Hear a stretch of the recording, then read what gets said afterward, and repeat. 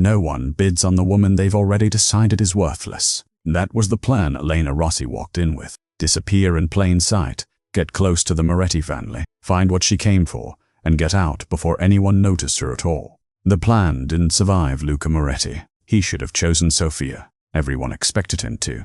Instead, he crossed the ballroom past every bride bred for exactly this moment and stopped in front of the one nobody wanted.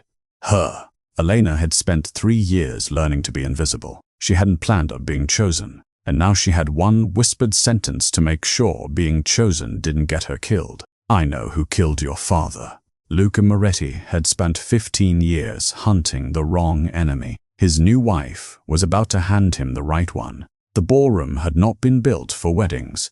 It had been built for exactly this. For judgment, for transaction, for the particular cruelty of a room full of powerful men deciding which women were worth having. A banner hung behind the stage. Gold letters on white silk. Bride, as Usichin. Beneath it, chandeliers threw light across a line of women arranged like inventory. Each one dressed to be looked at. Each one aware that being looked at was the only currency that mattered tonight. Elena stood at the end of the line and did not try to compete. Her veil sat crooked over glasses she hadn't bothered to straighten. The scars along her jaw and the acne scattered beneath them caught the chandelier light in a way none of the other women's skin did, and she let it. She kept her chin low, her shoulders soft, her whole body arranged into the shape of a woman who had already surrendered. It was a costume. She had built it carefully, the same way she'd built everything else about herself over the last 3 years, piece by piece, in rooms where no one thought to watch her, because no one believed there was anything worth watching. While the crowd looked at her face, Elena was doing the one thing none of them expected from her. She was counting. 4 guards near the east doors, 2 more by the kitchen entrance, a man near the flower arch whose jacket sat wrong over his left hip, armed. Then, and trying not to show it, she marked the exits without moving her eyes more than a fraction, the way she'd practiced 100 times in her father's study, in newspaper archives, in the financial ledgers she'd taught herself to read, like other people read novels. That's Rossi's other daughter, someone murmured behind her, not troubling to lower their voice much. The ugly one. Why did they even bring her? No one's going to bid. Elena let the words land and slide off. She had heard worse from people who claimed to love her. A few feet down the platform, Sofia Rossi stood exactly where she'd been placed her whole life, at the center of attention. Her gown caught the light on purpose, cut to catch it. She smiled at the room the way she'd been trained to, confident that whatever happened next would happen in her favor, because it always had. Everyone in that ballroom assumed Luca Moretti would choose Sofia. Elena assumed it too.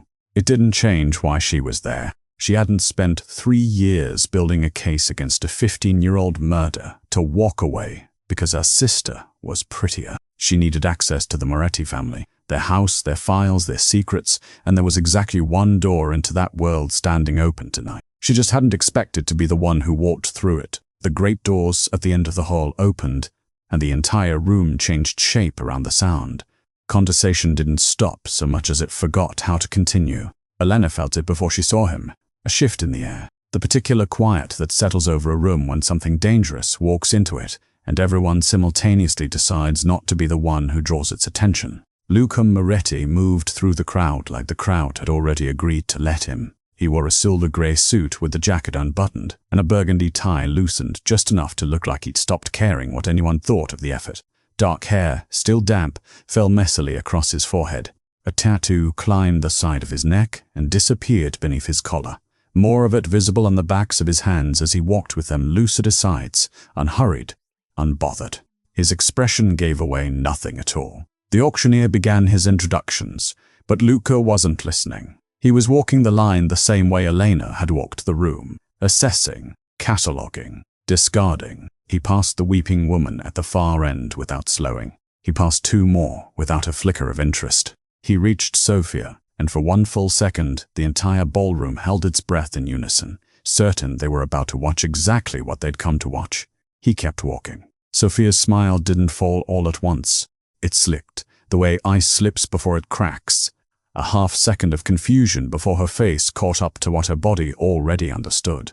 Luca stopped in front of Elena. She kept her head down, counting exits, counting guards, counting everything except the sound of her own pulse, which had started slamming hard enough that she was certain he could hear it.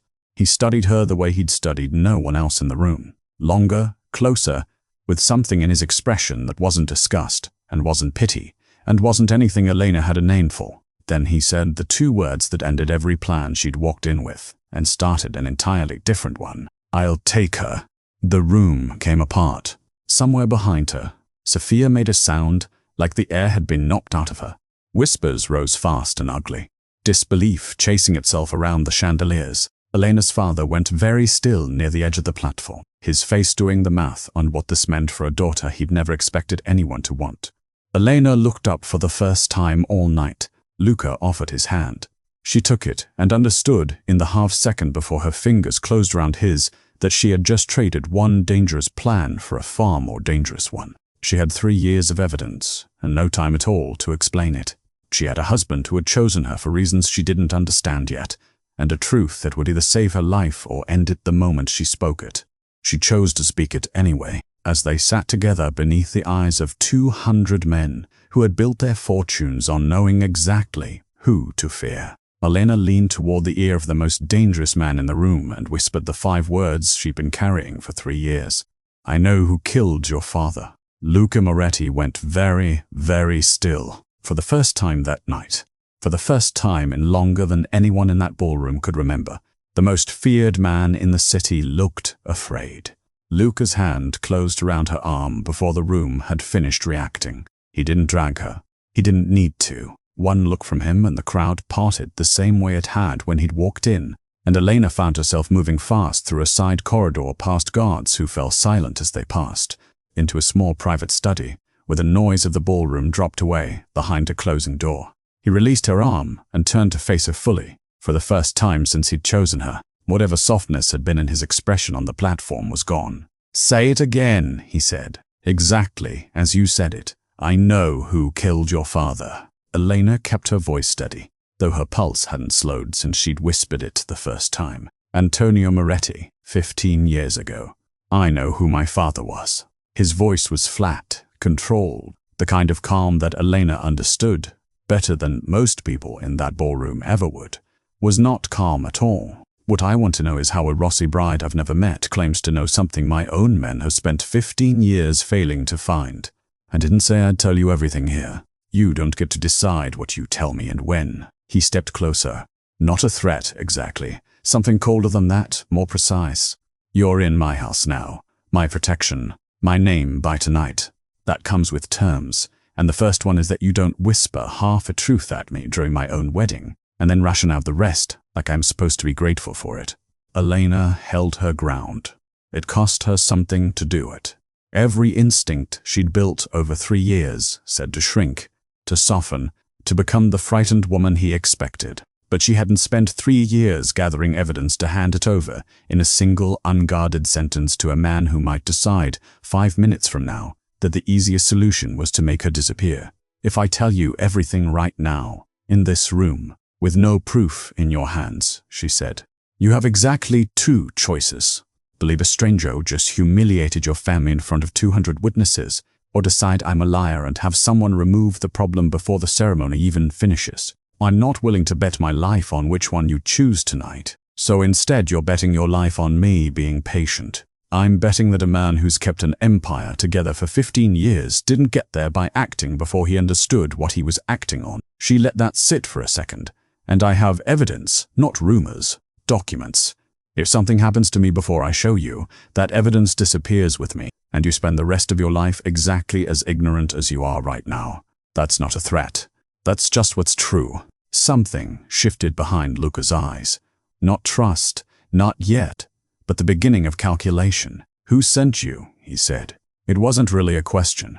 No one sent me. A rival family. Someone who wants access to my house, my accounts, my men. You wouldn't be the first woman put in front of me for exactly that reason." Elena almost smiled. "Almost. If someone had sent me," she said, "I would have told you exactly what you wanted to hear. I would have been beautiful, agreeable, and utterly unmemorable. Instead, you chose the woman half your guests were laughing at 10 minutes ago. If I were someone's weapon, Mr. Moretti, they did a very poor job disguising me. He studied her for a long moment.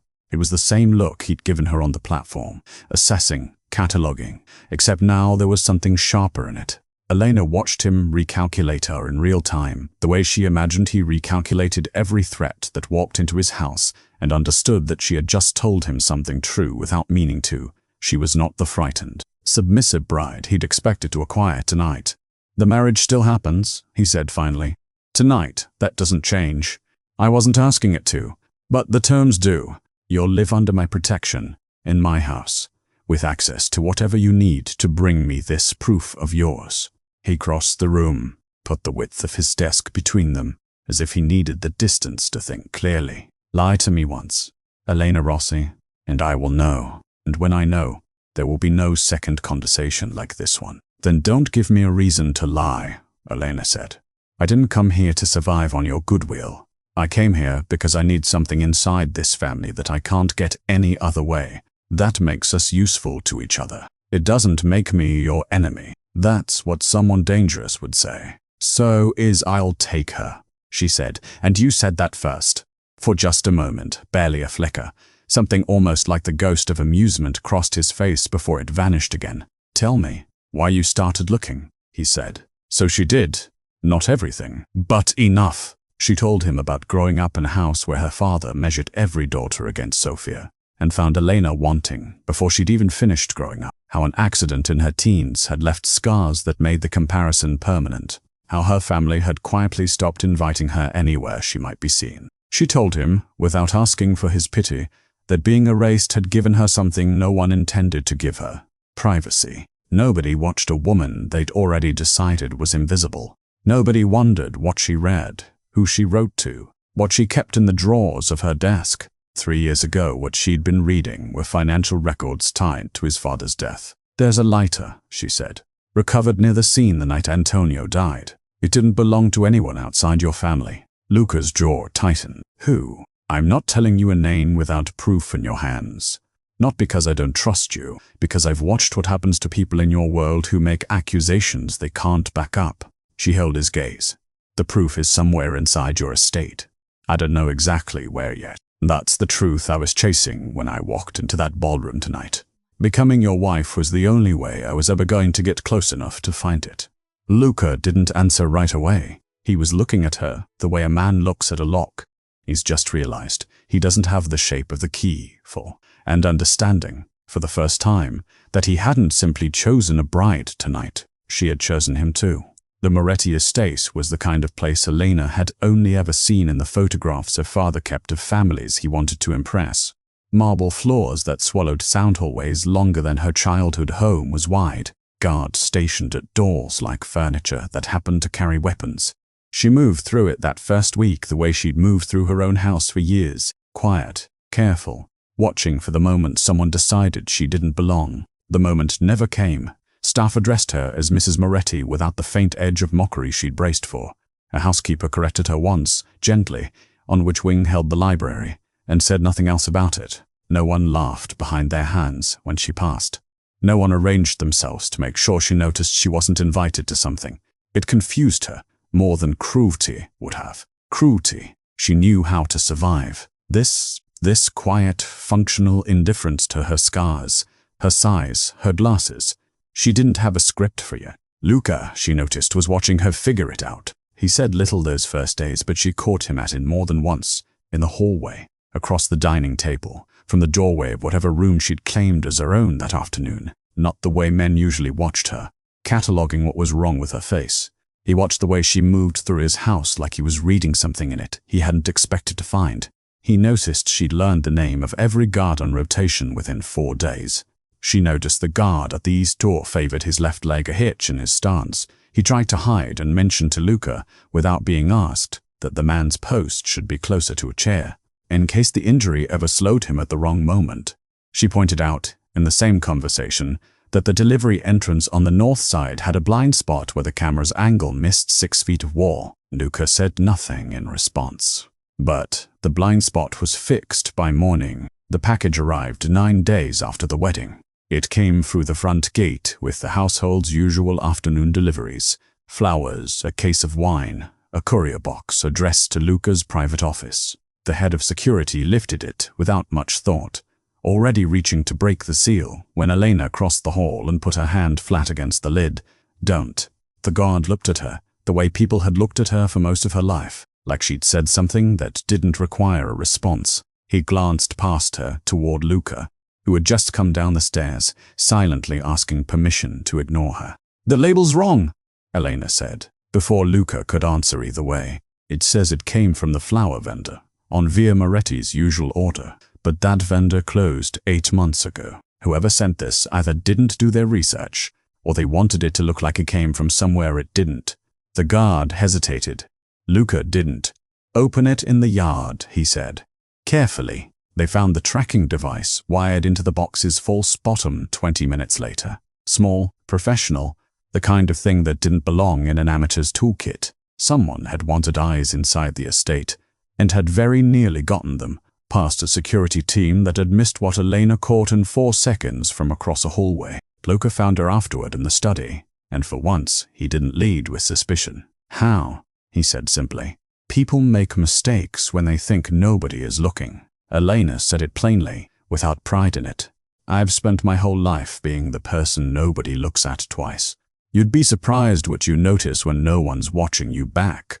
Luca didn't say anything for a moment, but something in his expression, not quite warmth, not yet, but attention, real attention, told her he understood exactly what she meant and exactly what it had cost her to learn it.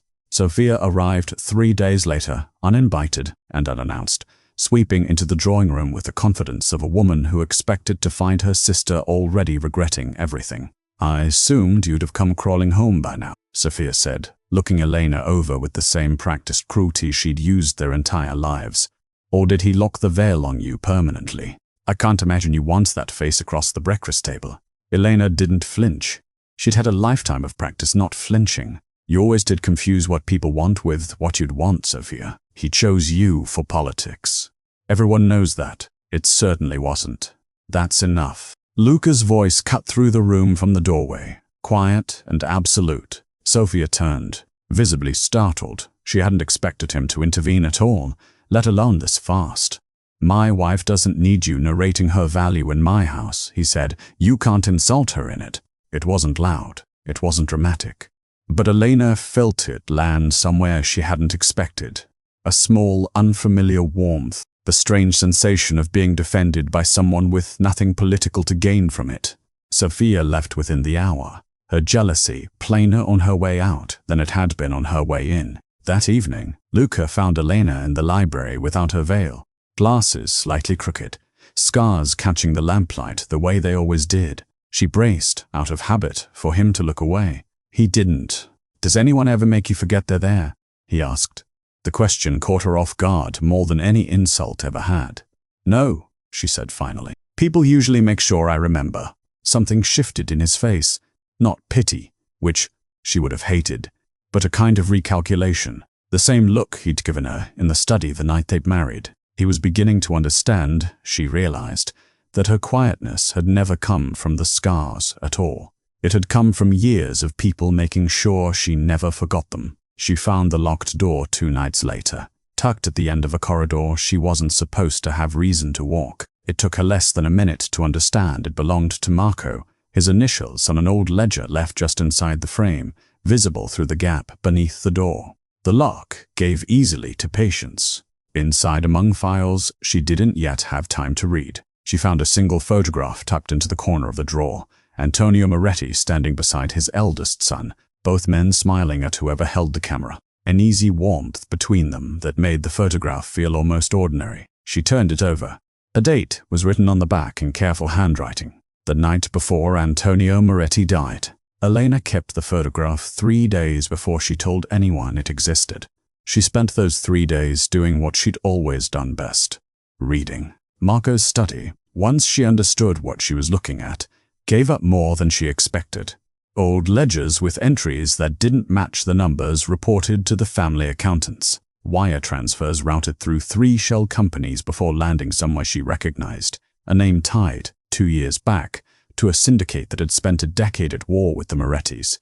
It wasn't proof, Not the kind that would hold up in front of a council of men who'd known Marco Moretti his entire life. But it was a pattern, and Elena had learned a long time ago that patterns were how the truth eventually ran out of places to hide. She was in the study again on the fourth night, a ledger open under the lamp, when she heard the door. She didn't turn fast enough to hide what she was doing, and she didn't try to. Luca stood in the doorway, arms crossed, his expression unreadable in the low light. "I noticed you'd started going places you had no reason to go," he said. "I decided to follow instead of stop you." Elena set the ledger down slowly. She'd rehearsed a version of this moment more than once, imagining anger, imagining worse. What she hadn't rehearsed was the quiet, careful patience in his voice, like a man giving her the chance to tell the truth before he decided he needed to demand it.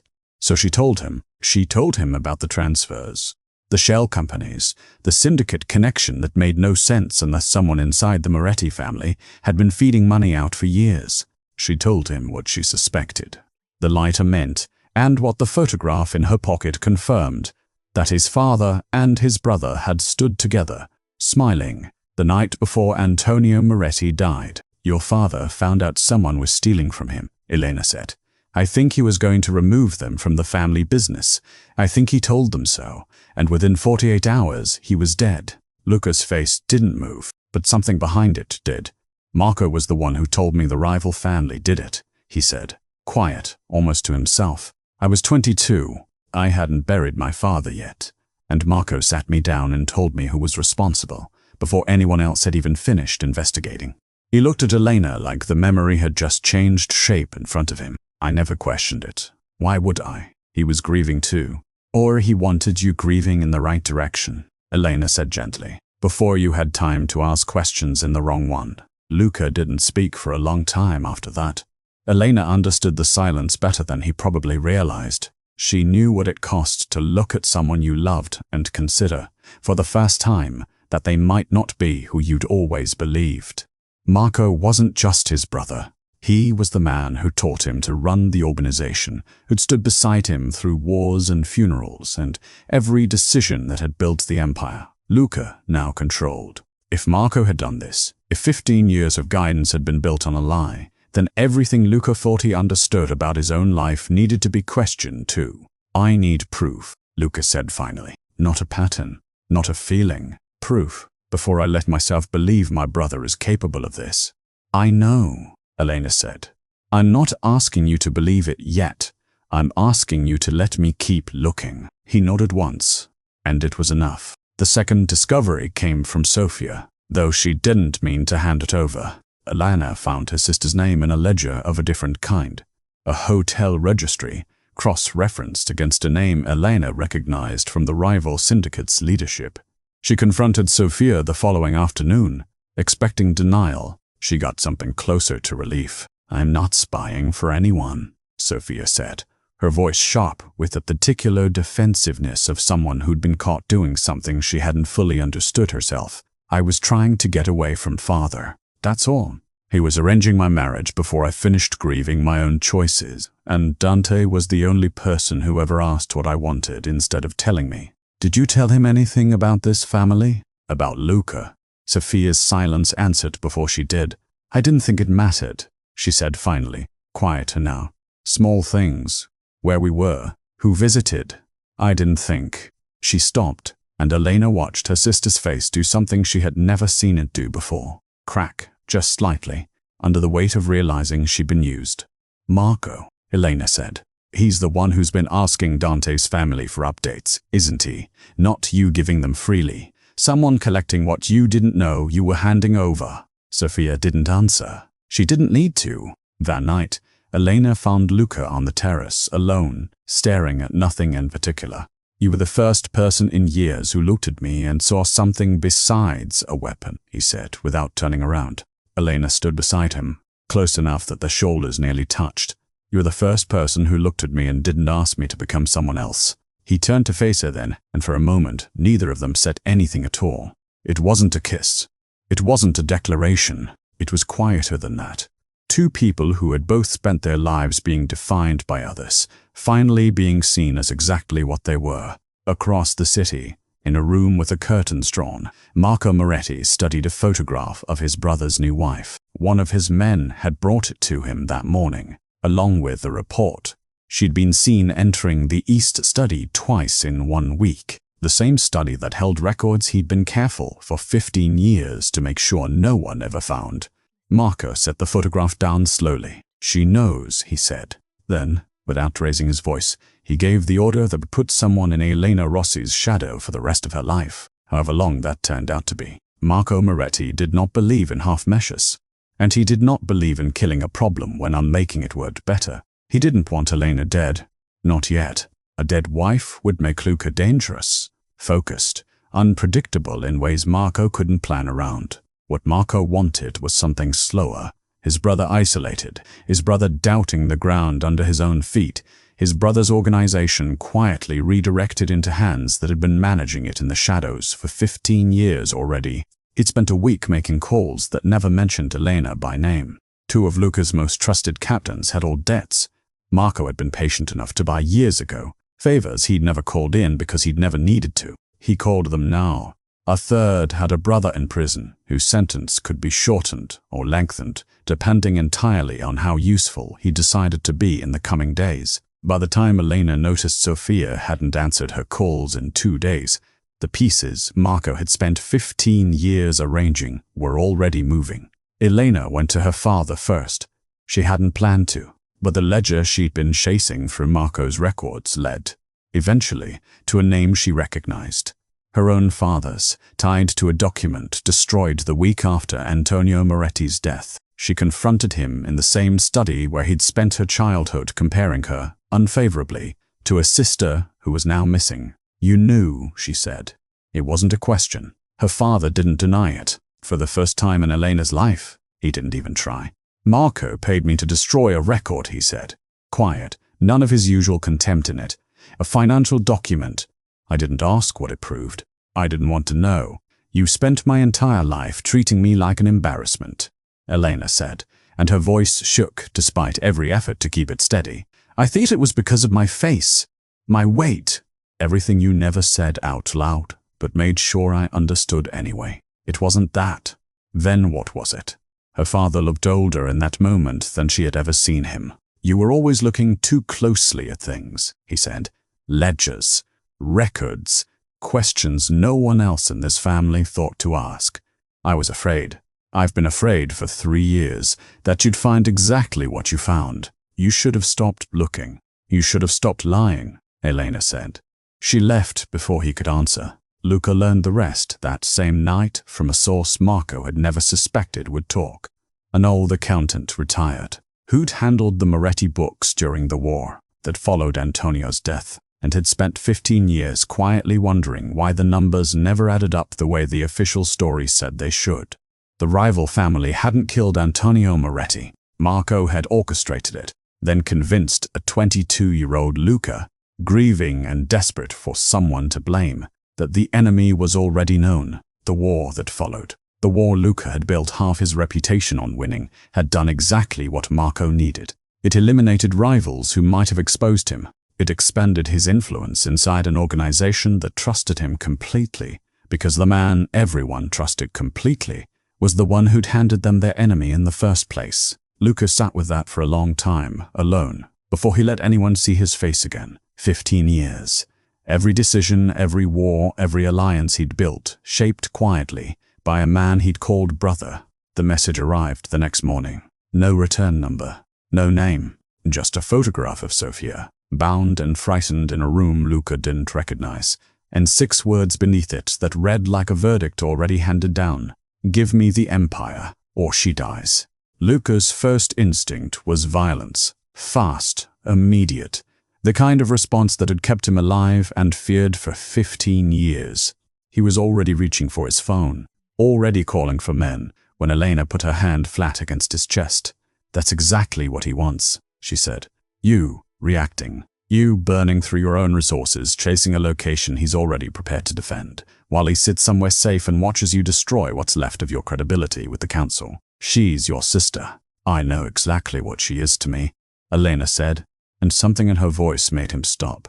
Which is why I'm not going to let you get her killed by walking into whatever trap he's built. She laid it out for him then. Everything 3 years of patient, invisible watching had given her. The accounts Marco had hidden across 4 shell companies.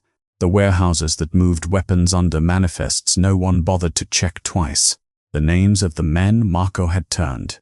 The ones still loyal. The ones who'd flip at the moment they understood which way the war was actually going to end. Luger listened to all of it in silence, watching his wife lay out an entire criminal network with the same quiet precision she'd once used to count exits in a ballroom full of strangers. "You taught me that fear is useful," Elena said when she'd finished.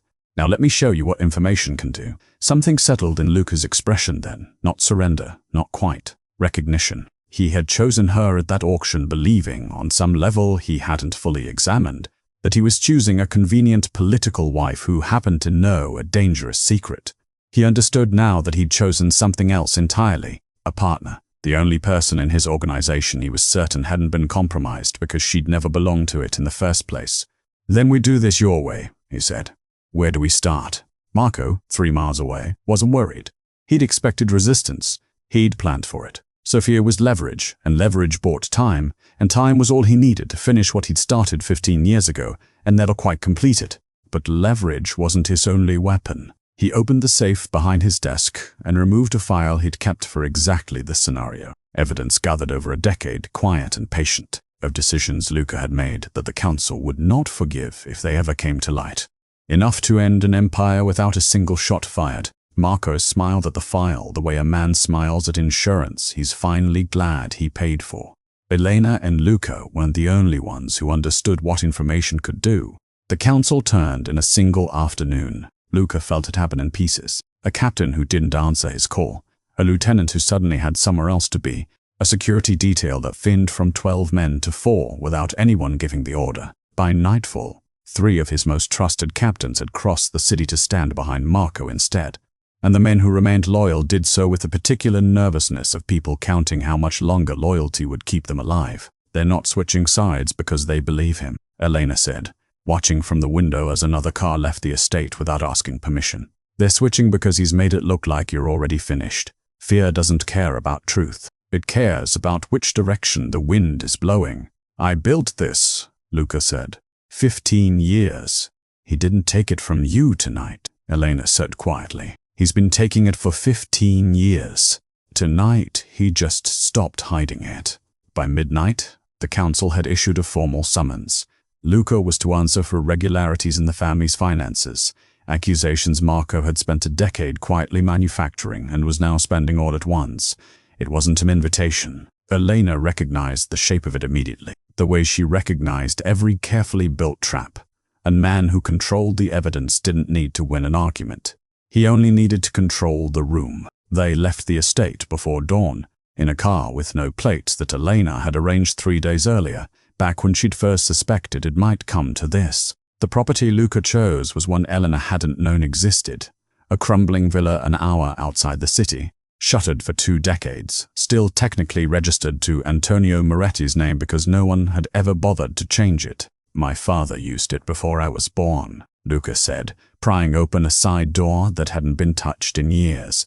Somewhere he went when he needed to think without anyone watching him think. Inside, dust sat undisturbed over furniture draped in white sheets, and Elena moved through the rooms the way she moved through everything. Quiet, cataloging, searching without being told to search. She found the safe behind a false shelf in the study on the second night, and inside it, beneath a stack of old ledgers, a small recorder with a single message still loaded onto it. Antonio Moretti's voice filled the room like something returning from very far away. "If you're hearing this, something has happened to me, and I need you to listen carefully. I don't have proof yet, only numbers that don't add up, and a brother who flinches every time I mention them. Marco, I don't want to believe it. I have no evidence strong enough to accuse him, but I've hidden copies of everything I found, in case I never get the chance to finish looking." Elena's hands shook as she found the records tucked beneath the recorder. Copies of the same transfers she'd already traced, dated years earlier than she'd realized, proof that Antonio had suspected his own brother long before his death. And one line item that made her go still. A payment routed through a name she recognized immediately, her father's signature, authorizing the destruction of a financial record dated the week Antonio died. "He knew before I was even born," Elena said softly. "He helped bury it before I was old enough to understand what burying meant." Luca didn't answer right away. He was looking at her the way he'd looked at her in the study on their wedding night, recalculating. Except now there was nothing left to recalculate, only certainty. "Show me everything," he said. So she did. Over the next 2 days, Elena laid Marco's entire operation across the villa's dust-covered table. The shell companies, the weapons routes disguised as furniture shipments, the 3 captains he bought, and the 2 he'd merely frightened, the warehouse district where his money actually lived. And at the center of it, cross-referenced against a delivery manifest that made no sense until she understood what it was hiding, the building where Sofia was being held. Luca watched her work the way a man watches something he'd never expected to see, not with surprise anymore, but with something closer to awe. "They called you the ugly one," he said, "the one nobody wanted." "They were counting the wrong thing," Elena said, not looking up from the map she was building. The warehouse sat at the edge of the district, unremarkable from outside, exactly the kind of building nobody looked at twice. Elena had planned the entry with the same patience she'd once used to count exits in a ballroom, but patience wasn't enough against a man who'd expected them. The first shot came from the loading dock, faster than either of them had accounted for. Elena went down behind a stack of crates as gunfire tore through the space above her, and for 3 seconds that felt like 3 years. Luca couldn't find her in the smoke and the noise and the certainty that he'd finally lost the one thing Marco hadn't managed to take. Then Sofia was there, bound hands somehow free, pulling Elena through a gap in the wall. Neither of them had known existed, shielding her sister with her own body, the way she'd never once in their entire lives shielded her from anything. They made it out, all 3 of them, barely. Later, in the dark of a car speeding away from the wreckage, Luca held Elena's face in both hands like he was checking she was still real. "When I chose you," he said, voice rough in a way she'd never heard from him, "I thought I was choosing a wife nobody else wanted." Elena looked away, toward the window, toward anything that wasn't the terrifying honesty in his eyes. "I was wrong," he said. He took her hand. "I chose the only woman I could never afford to lose." Neither of them said anything else for a long time. They didn't need to. The message came the next morning, delivered with Marco's usual quiet cruelty. The council would convene in 3 days in the ballroom where Luca had first chosen his bride. And Luca would answer for his crimes in front of every family that had once feared him. "He wants an audience," Luca said, jaw tight. "He wants to finish what he started in that room." Elena went very still, the way she always did when a pattern finally showed her its full shape. "He's not choosing that room by accident," she said slowly. "He wants your humiliation to be the last thing anyone remembers before he takes everything you have." She looked up at him, something sharp and certain settling behind her eyes. "So let's give him an audience too." The chandeliers hadn't changed. Neither had the stage, the gold letters, long since taken down, but somehow still felt in the shape of the room, still echoing with the particular cruelty of a place built for judgment. Only the audience was different now. Where 200 guests had once gathered to watch women auctioned like inventory, the full council sat assembled in their place. Every family, every captain, every man who had once feared the name Moretti, and now waited to see which brother would carry it forward. Luca knelt at the center of the floor, hands bound, 2 of Marco's men flanking him like trophies. Sofia stood pinned against the far wall, forced to watch, her face white with a fear that had nothing performative left in it. Marco stood where the auctioneer once had, arms spread to the rune like a man accepting a gift he'd always known was his. 15 years I held this family together while my brother chased ghosts and married convenience, he said. Tonight, the empire returns to the hands that actually built it. The great doors opened at the back of the hall. Conversation didn't stop so much as it forgot how to continue. Elena walked in wearing a simple white dress, nothing like the gown she'd once worn to be auctioned in this same room. No veil hid her face. Her glasses sat straight. The scars along her jaw caught the chandelier light exactly as they always had, and for the first time in her life, she didn't lower her chin to make anyone comfortable with the sight of them. She walked the length of the ballroom without breaking stride, past men who had once called her the ugly one nobody would bid on. and the room fell into the same silence it had fallen into the night Luca chose her. Marco laughed first, breaking it. The ugly bride returns. What exactly do you think you're going to accomplish here? The truth, Elena said. She set a small recorder on the table nearest the council and pressed play. Antonio Moretti's voice filled the ballroom, tired and certain, naming his suspicions of his own brother from beyond 15 years of silence. Elena followed it with the financial records. The shell companies, the transfers, the weapons routes disguised as furniture, laid out one by one for men who understood numbers far better than they understood mercy. Then, the connection to the lighter recovered the night Antonio died. Then, quietly, without cruelty, the evidence that Marco had manipulated her own father into destroying proof and had used Sophia's heartbreak to keep eyes inside the estate he was slowly hollowing out. She didn't raise her voice once. She didn't need to. The silence in the room did the work for her, tightening with every document, every date, every name Marco had spent 15 years making sure no one would ever say aloud. The captains who had abandoned Luca 3 days earlier began, one by one, to look away from Marco and toward each other. Marco felt the room turning before anyone spoke a word of it. Lies, he said. But his voice had lost the certainty it carried at the start of the night. Fabrications from a woman with no name, no family standing, no. Every document has a source you can verify tonight, Elena said. You know that. That's why you're no longer talking to me. You're talking to them. Marco's hand moved before anyone in the room fully registered what was happening. The gun came up, aimed not at Luca, but at Elena, the one piece on the board he hadn't accounted for, the woman he'd never taken seriously enough to fear until it was too late to do anything else. Luca broke free of the men, holding him with a violence that startled even his own guards, and threw himself between the barrel and his wife a half-second before the shot rang out. He went down hard. Luca. Elena's scream tore through the ballroom, and for several seconds nothing in the world moved at all. Not the chandeliers, not the council, not the breath in her own chest. Then he moved. His men had closed the distance in the same instant. Marco fired. Enough to spoil the angle. Enough that the wound tore through his shoulder instead of his heart. He was alive, bleeding, furious. Alive, bleeding, furious. Alive. Marco didn't get a second shot. 3 of his own former captains tackled him to the marble floor before the echo of the first shot had finished dying in the rafters. And the truth that Elena had carried for 3 years finally settled over the room the way truth does when it finally arrives somewhere it can no longer be denied. Later, with his shoulder bandaged and the council still murmuring outside, Luca found Elena standing exactly where he'd first chosen her. He reached up and touched her face, carefully, deliberately, tracing the scars she'd spent years learning to hide. I saw you the first night, he said, before you said a word to me. Then why did you choose me? He smiled, the first real smile she'd seen from him since the wedding.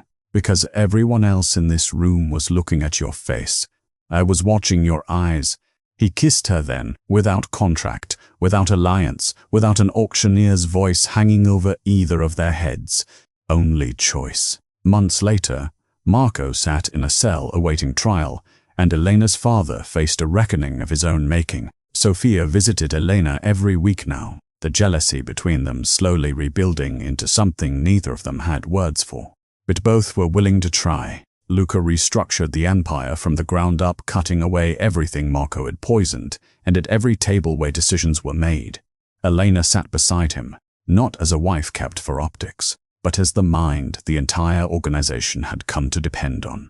At a formal gathering months later, someone in the crowd whispered about Luca Moretti's unusual choice of bride.